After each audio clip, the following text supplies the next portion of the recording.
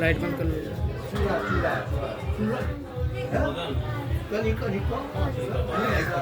ये कुटाल है ते कहीं मसाला हां हां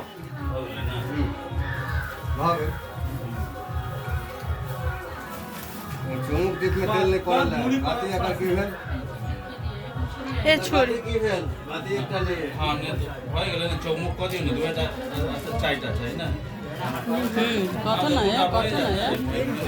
बहन के दक्षिणा का पोखरी कोनाला हे पैसे भगताना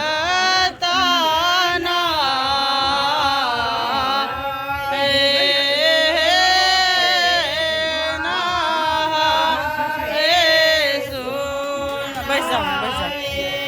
गोविंद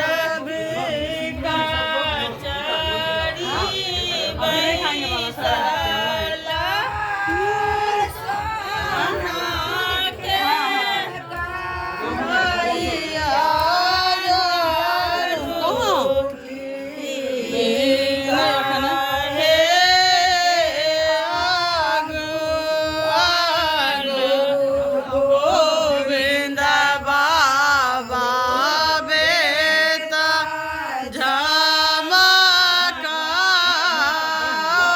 झमकाला छुपा छुपे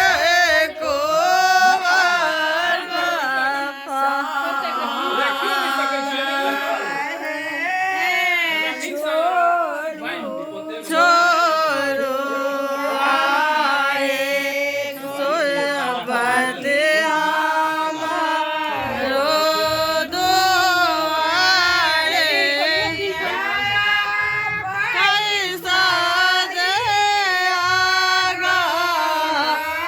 बारा रहे आया पियर कपड़ा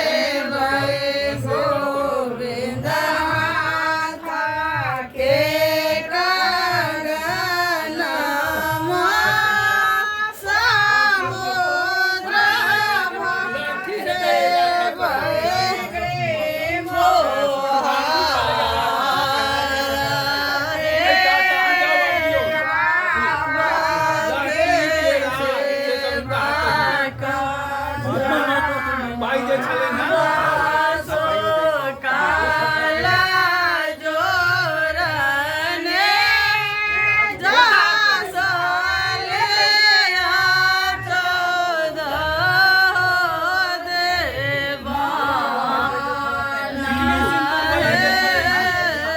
पैकेट है क्या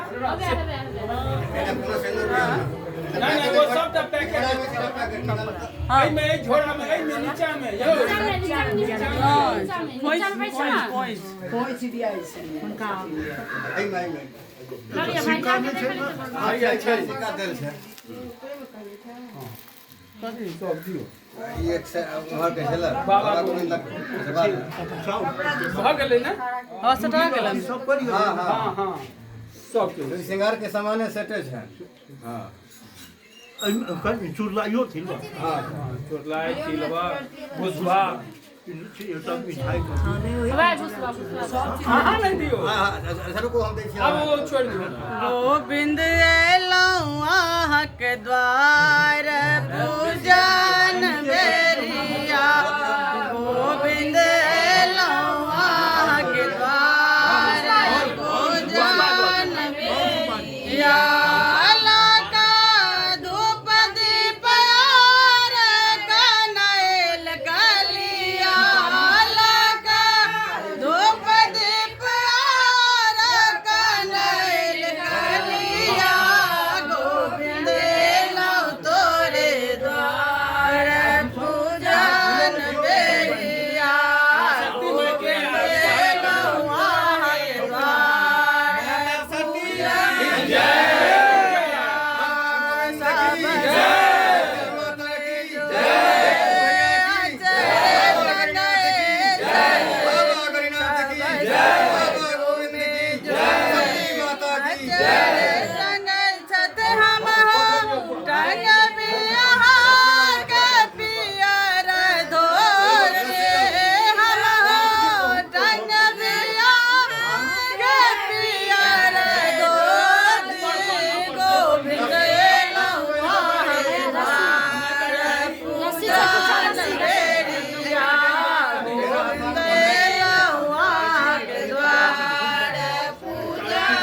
बेरिया सब सखी जो में मोर टंगाए जत सब सखी झूले मोर टंगाए छत हम भरिया रहल छिया के खोज गोविंद हम भरिया छिया के खोज गोविंद गोविंद लौआ के द्वार पूजन बेरिया गोविंद लौआ के द्वार पूजन बेरिया कल जोड़